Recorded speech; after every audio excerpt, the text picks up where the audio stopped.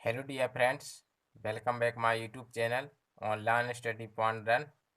Today discuss about sufficient condition for conformal mapping. यह देखा जाए तो काफ़ी इम्पोर्टेंट टॉपिक है हमारा। इससे प्रीवियस वीडियो में हमने necessary conditions for conformal mapping के लिए पढ़ी थी। आज हम पढ़ेंगे sufficient conditions for W equal to F of Z to represent a conformal mapping.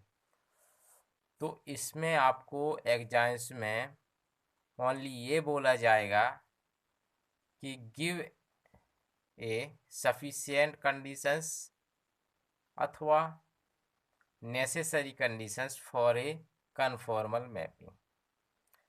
आपको स्टेटमेंट शायद ही कभी लिख कर आ जाए। बेसिकली आपको statement necessary and sufficient conditions का पढ़ के याद करके रखना है। याद करने में कोई दिक्कत है नहीं है। स्टेटमेंट में बहुत ही सिंपल है। जिस प्रकार से हमने नेसेसरी कंडीशंस का प्रूफ किया सीखा, तो आप जो है यदि आपने वह वीडियो नहीं देखा है तो मैं डिस्क्रिप्शन में लिंक आपको दे दूंगा, तो आप necessary conditions for conformal mapping का ज़रूर देख लीजिएगा।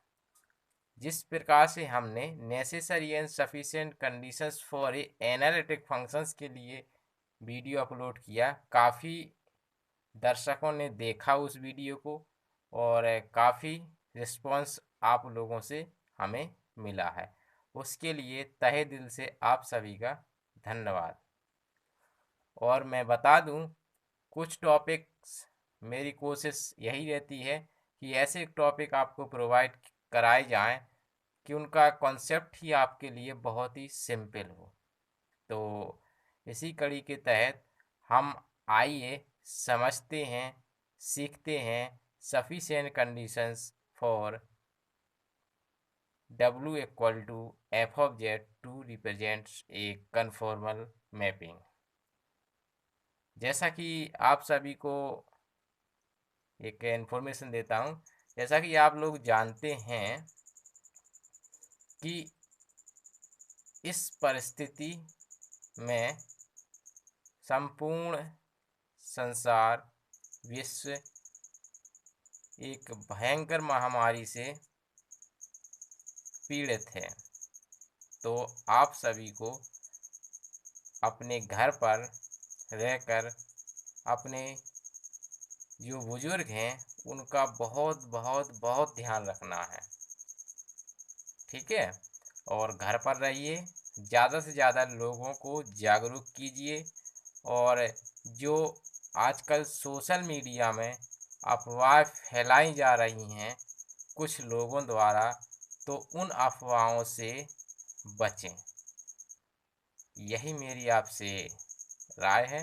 तो आप बाकी आप सभी लोग समझदार हैं, तो आइए देखते हैं sufficient conditions for conformal mapping. Statement समझेंगे बहुत ही अच्छे से, क्योंकि इसके स्टेटमेंट में ही इस पूरी थ्योरम्स का रहस्य छिपा हुआ है। कैसे, समझिए। Let F of Z be an analytic functions of Z. Analytic शब्द आया, analytic. Analytic means functions f of z is differentiable at every neighborhood points।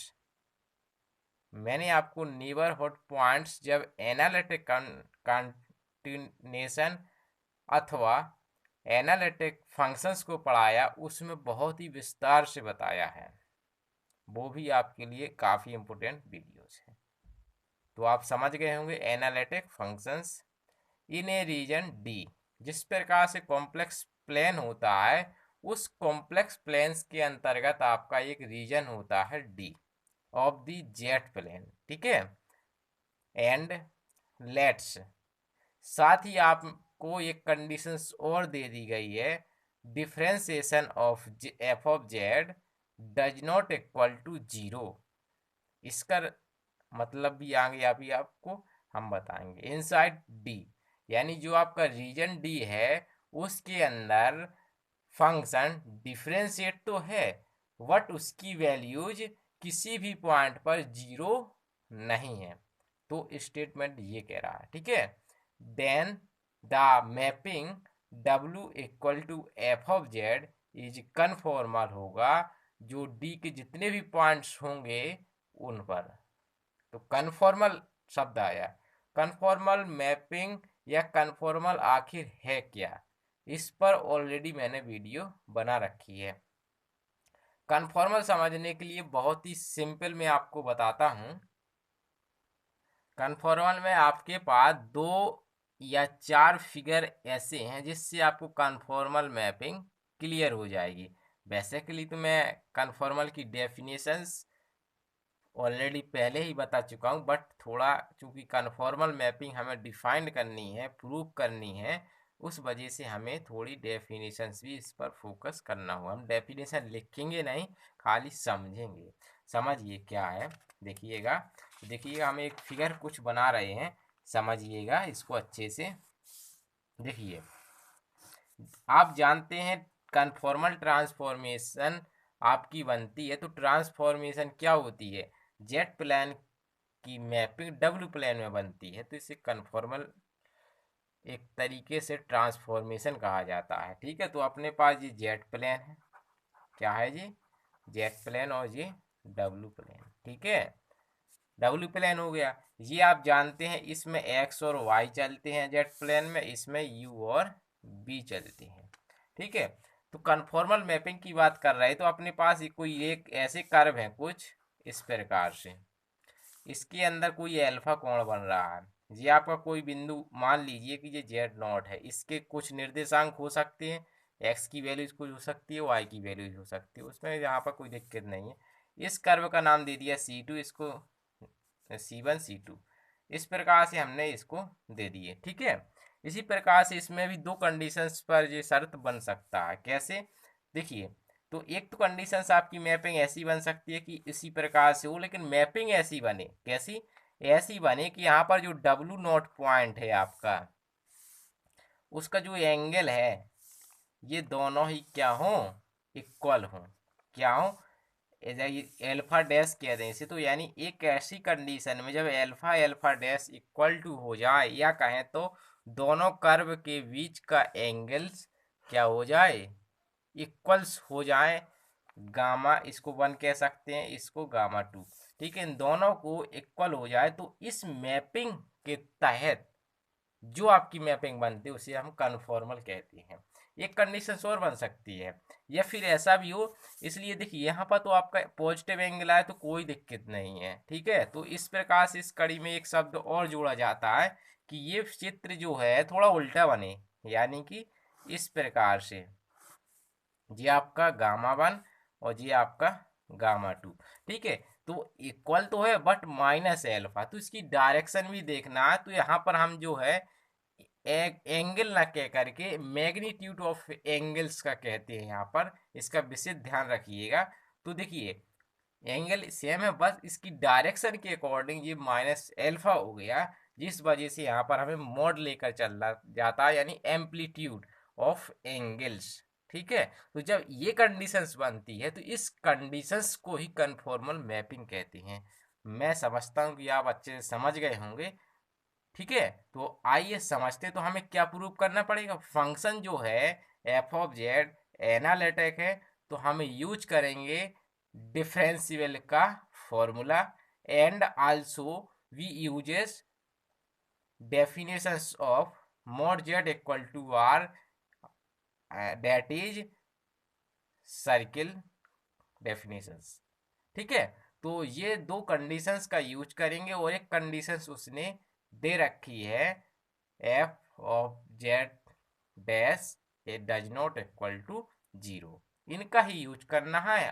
पूरी डेफिनेशंस आपके लेकर चलना है, आपकी थ्योरम प्रूफ हो जाएगी। तो आइए देखते हैं, समझिए। तो पहले हम इसका फिगर हमें ऐसे ही दोनों बनाने हैं इसमें। ठीक है, तो हम पहले फिगर बना लेते हैं। तब जा करके हम इसकी डेफिनेशंस लिखें, क्योंकि फिगर से ही हम बनाएंगे इसकी लैंग्वेज। ठीक है, तो देखिए हमने फिगर्स को आप बना दिया है। ठीक है, तो समझिएगा फिगर्स का क्या मतलब है। तो हमने ये इस प्रकार से ये बना दिए। तो हमने देखिए कोई कर्व एक आपका C1 ये है, C1 ये और C2 ये। तो देखिए तो एंगल को रिप्रेजेंट करना है तो हमें एक टेंजेंट को खींचना पड़ेगा, है ना। तो पहले हमने ये एक जो आपका एस एक्सेस है, एक्स और वाई, एस एक्सेस के पैरेलल एक लाइन खींच दी ताकि हम एंगल का डिटरमाइन कर सकें। ठीक है, तो इसके लिए हमने क्या किया, यहाँ से एक ली और एक टेंजेंट इस कर्व के सापेक्ष ली ताकि एक जो स्पष्ट एंगल पता चल जाए। तो इसका हमने कह दिया अल्फा 1, और इस कर्व के अकॉर्डिंग भी हमने एक लाइन खींची, इसको हमने कह दिया अल्फा 2। वही प्रोसेस यहाँ पर की। देखिए अभी मैं यहाँ पर ये बना दिया कि थीटा नॉट ज़्यादा है। अभी मैं स्पष्ट नहीं कह रहा हूँ कि ये यहाँ पर देखिएगा कि इनका जो बीच का कोण है जो अल्फा 2 माइनस अल्फा 1 है। जब मैंने यहाँ पर लिख ही दिया, लेकिन यहाँ पर कोई डिसाइड नहीं हुआ कि ये दोनों इक्वल है। हमें प्रूफ में लाना है कि ये थीटा नॉट और थीटा नॉट है दोनों जगह। ठीक है, लेकिन चूंकि फिगर्स आप देख रहे हैं स्पष्ट बने, इस वजह से मैंने इसको थोड़ा ऐसा लिख दिया है। ठीक है, तो ये हमारे पास फिगर्स हैं। तो जो हमने इसमें लिखा है वही हम बनाया है, वही हम लैंग्वेज थोड़ा लिखेंगे। ठीक है, तो देखिएगा लैंग्वेज क्या लिखना है। आपके पास एक जेड नॉट पॉइंट है, तो यहाँ पर हम लिखेंगे लेट माना जेड नॉट वी एन। देखिए कर्व आपका भी इधर भी जा सकता है ना। तो क्या है जी कि इंटीरियर पॉइंट ऑफ डी का है ना। तो यहाँ से लिख सकते हैं इंटीरियर पॉइंट ऑफ डी। ठीक है, क्या है जी इंटीरियर पॉइंट ऑफ डी है इन दी किसके, जेड प्लेन। ठीक है, जेड प्लेन। एंड आपके पास और क्या दिख रहा है, C1 C2 कर्व दिख रहे हैं। तो यहाँ पर लिख सकते हैं एंड C1, यहाँ पर लेट लिख लीजिए क्योंकि माने हैं C1 and C2 V2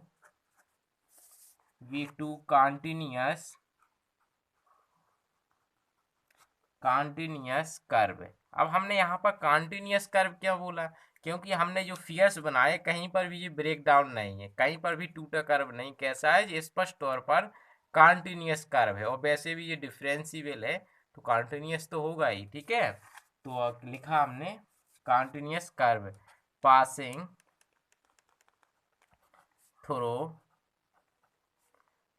through कहाँ से जा रहे हैं जी, जेड नोट से, जेड नॉट। ठीक है, और क्या दिख रहा है, और आपने जो टेंजेंट ली है, टेंजेंट में बन रहे एंगल दिख रहे हैं, उनको और लिखना है। ठीक है, and also the curve curves have क्या जी डेफिनेट, कैसी है जी डेफिनेट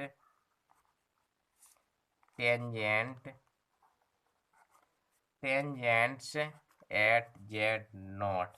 क्या बना रही हैं जी, मेकिंग एंगल्स क्या कर रही हैं, जनरेट कर रही हैं। तो एंगल्स कौन कौन से, अल्फा 1 एंड अल्फा 2।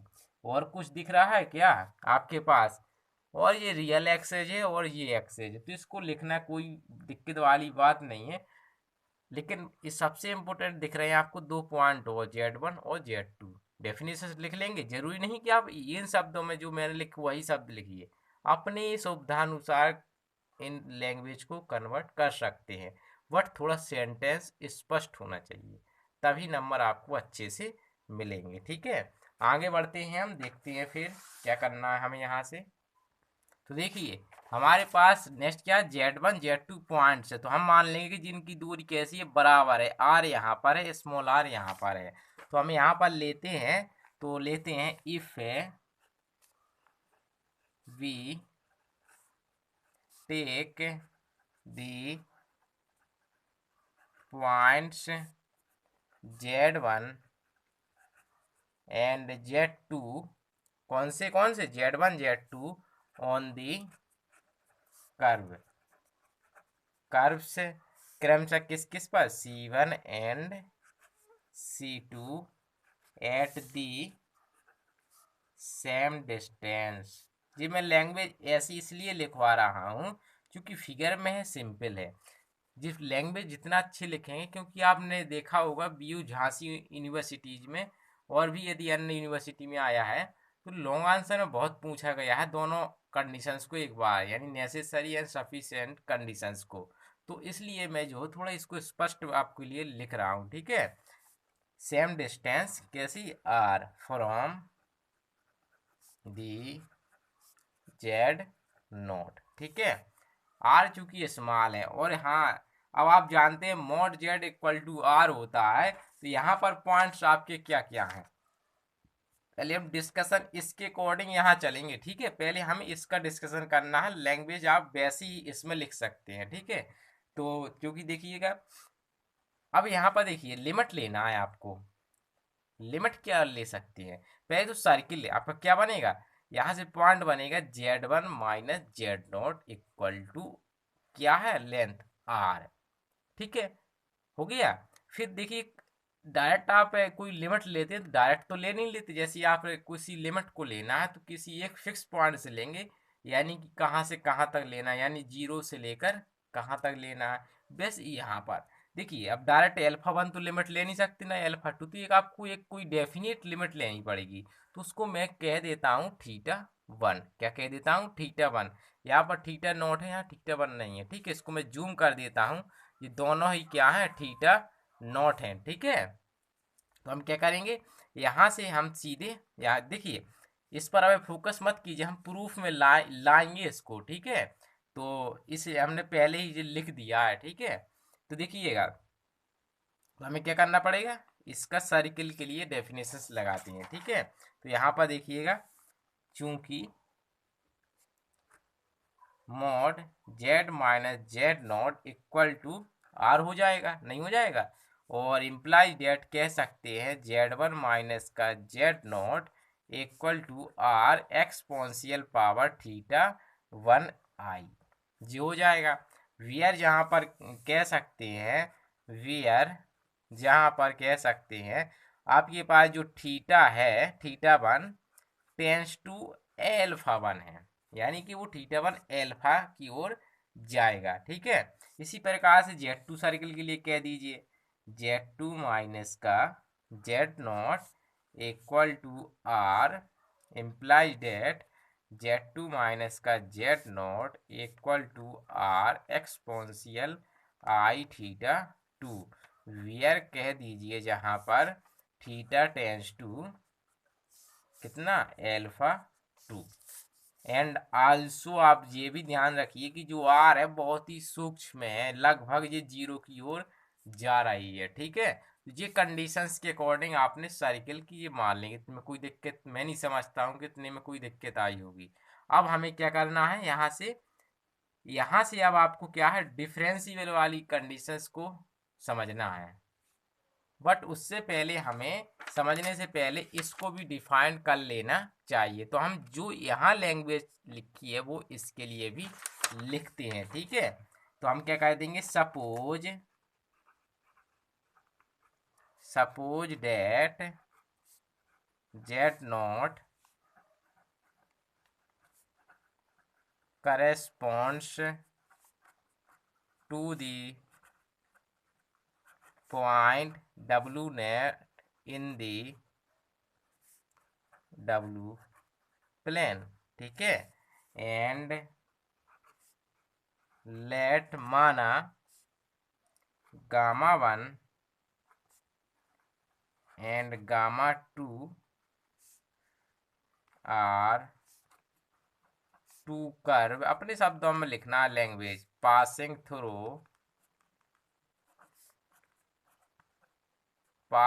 थ्रू किससे, W0 से, ठीक है। और आप देखिए अब यहाँ पर एंगल का कोई डिसीजन नहीं निकला है, तो यहाँ पर एंगल भी बताना कोई आवश्यकता नहीं है, ठीक है, क्योंकि हमें तो प्रूफ करना है ना कि ये इक्वल है उसके जेट प्लेन के अकॉर्डिंग एंगल्स। तो हमें यहाँ पर एंगल्स के बारे में ना लिखें तो कोई दिक्कत नहीं है। आगे बढ़ते हैं, इसमें थोड़ा हमें पॉइंट्स और बता देते हैं। इसमें हमने पॉइंट क्या माने हैं, W1 और W2, तो उसके बारे में और लिख देते हैं, ठीक है।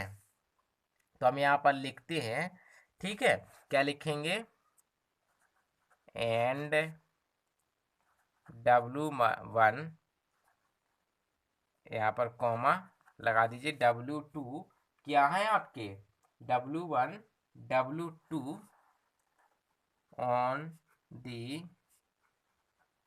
Curves Γ1 and Γ2 at the same distance, ठीक है, ये भी सेम डिस्टेंस में है, ठीक है, देन तब, ठीक।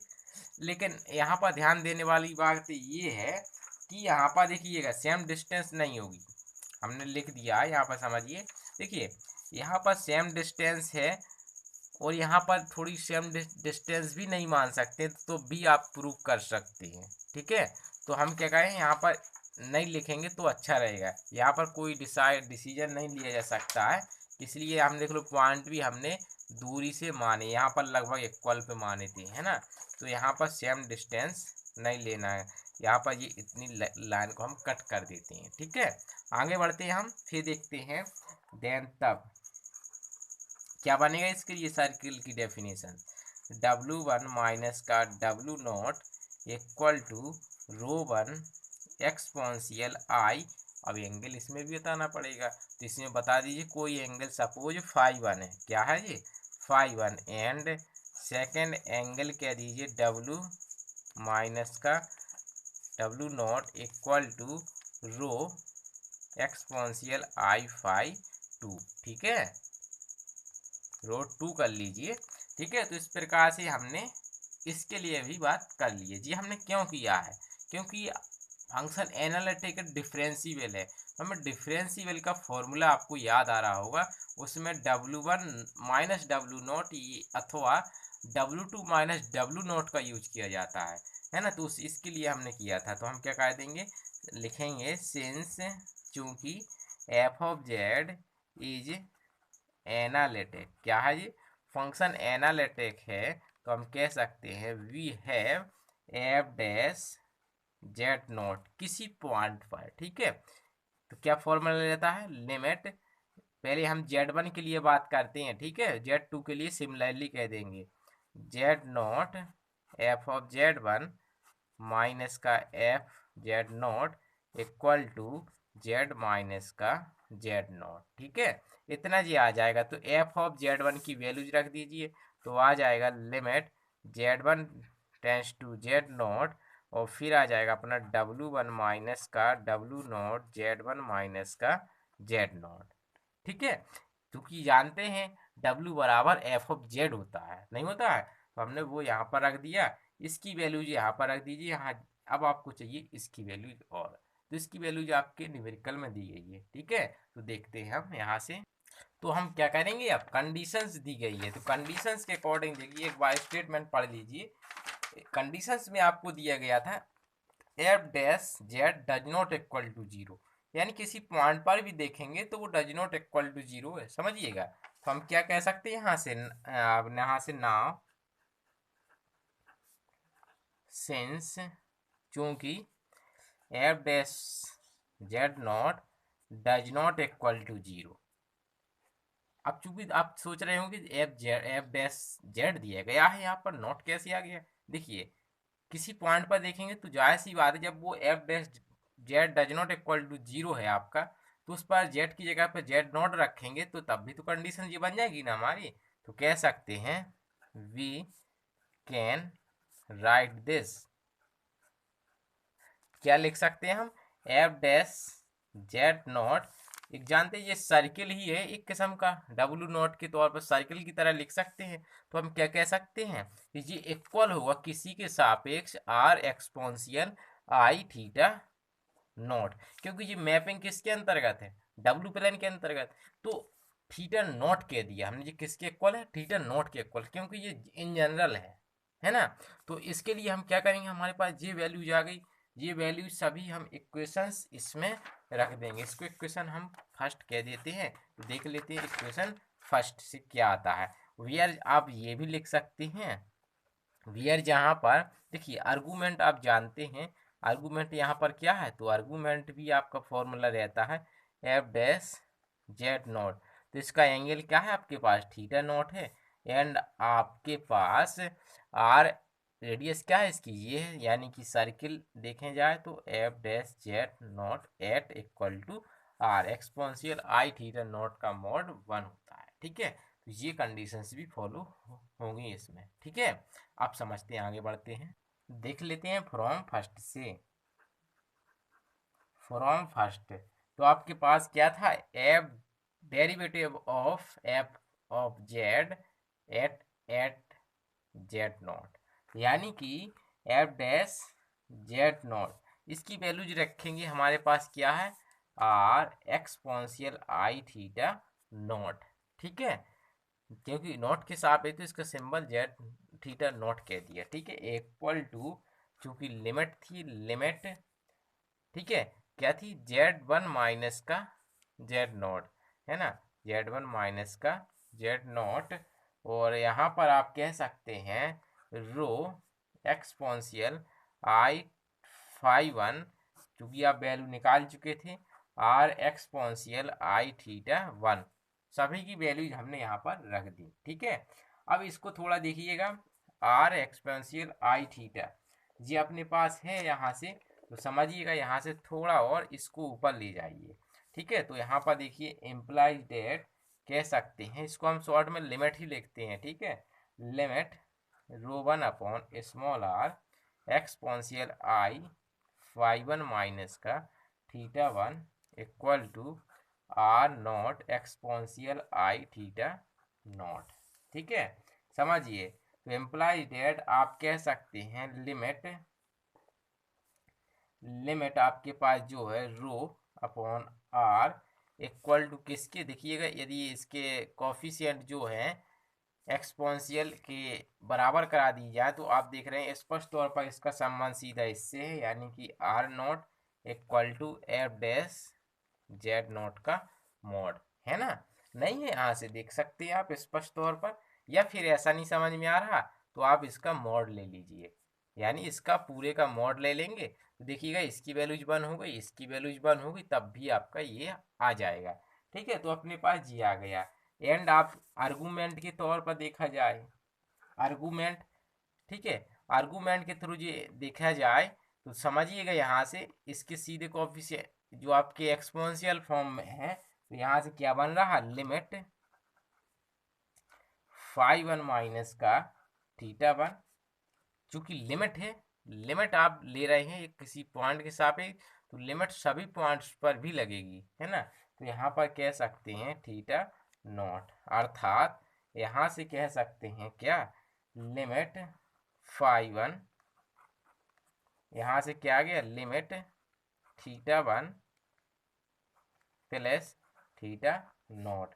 और लिमिट थीटा वन आप जानते हैं क्या है, ये मैंने बताया था कि थीटा वन कहाँ जा रहा है, एल्फा वन की हो जा रहा, तो यहाँ से कह सकते हैं एल्फा वन थीटा नॉट। यही तो हमने प्रूफ चित्र में बनाया था ना, चित्र फिगर्स जो हमने यहाँ पर खींचा था, ड्रा किया था, उसमें भी हमने यही चित्र फिगर बनाया था। देखिए आपको मैं दिखाता हूँ, देखिए मैंने बताया था ना कि ये आएगा, तो हमने देखो प्रूफ के तौर पर ये ऑलरेडी पहले हमने ये ला गया। तो सिमिलरली आपका दूसरा भी तो आएगा ऐसा, तो हम दूसरा जो है वो सिमिलरली लिख देते हैं। ठीक है, तो लिख सकते हैं हैंस, यहाँ से hence the curve gamma one has a definite tangent at W naught making angle, angle कौन सा बना रहा, alpha one plus theta naught with the real axis, ठीक है, रियल एक्सेस के साथ, ठीक। एंड सिमिलरली कह दीजिए, similarly gamma two it can be definite tangent W naught making an angle क्या, अल्फा टू प्लस का थीटा नॉट। सिमिलरली कह दीजिए, वही प्रोसेस करने की जरूरत नहीं है, ठीक है। विथ है रियल एक्सिस, कितना आ जाएगा, तो कह सकते हैं यहां से, अर्थात कह सकते हैं the angle between the two curve, curve कितने हैं, टू कर्व, कौन कौन से, gamma one and gamma two, ये अब जैसा है थोड़ा गामा है, ठीक है, gamma two at W naught क्या है आपके, इज इक्वल टू कितना आ जाएगा, यहाँ पर आप घटा सकते हैं कितना, एल, पहले जो ज़्यादा बड़ा है उसमें से अंतिम वाला यानी जो आपका छोटा एंगल है उसको घटा सकते हैं, थीटा नॉट, यानी कि alpha two minus alpha one.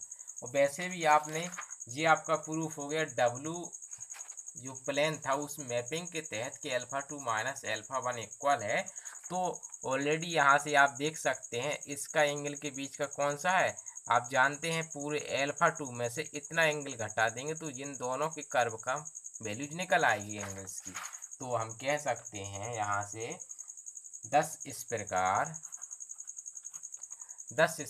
यदि आप ज़्यादा लैंग्वेज नहीं लिखना चाहते तो सीधे कह सकते हैं hold the definitions of conformal mappings. और कन्फॉर्मल मैपिंग की डेफिनेशंस क्या है ऑलरेडी हम पढ़ कर आए हैं, तो वो समझ जाएंगे एग्जामिनर्स। यदि आप लिखना चाहते हैं तो मैं आपको लिखकर बता देता हूँ, ठीक है। लिखेंगे हम यहाँ से सिंपली तौर पर, which is the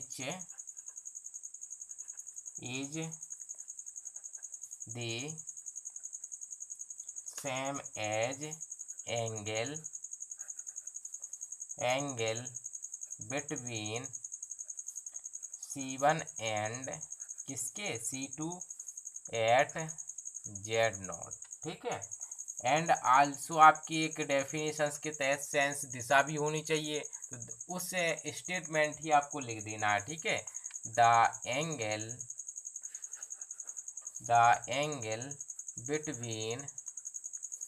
between gamma one and gamma to, ठीक है, ऐसा लिखेंगे तो नंबर अच्छे मिलेंगे। हैज दी सेम सेंस, बस यहाँ पर सेंस जोड़ना था आपको, एंड मैग्नीट्यूड के सापेक्ष, यहाँ पर एज दी, ठीक है, बिटवीन एंगल, तो लिखना भूल ही गए हम, angle between C1 and C2 in two above figures, ठीक है, जो ऊपर लिखवाए थे हमने उसमें, आप फिगर्स का नाम भी यहाँ पर दे सकते हैं, ठीक है, जो भी आपने नाम दिया, सो कह सकते हैं the mapping W equal to F of Z is conformal. समझ गए होंगे। बहुत डिमांड थी इस क्वेश्चन की, ज़्यादातर ये यूट्यूब पर भी उपलब्ध नहीं था, इस वजह से मैंने इसको आपके लिए अपलोड कर दिया है। कहीं पर भी यदि डाउट है आपको इस थ्योरम्स में तो आप हमें ज़रूर बताइएगा। वैसे मेरी कोशिश पूरी रही है कि आपको स्पष्ट भाषा में, सरल भाषा में आपको ये मैं उपलब्ध कराने की। तो फिर मिलेंगे हम बहुत जल्द और इम्पोर्टेंट वीडियो लेकर के, तब तक के लिए धन्यवाद।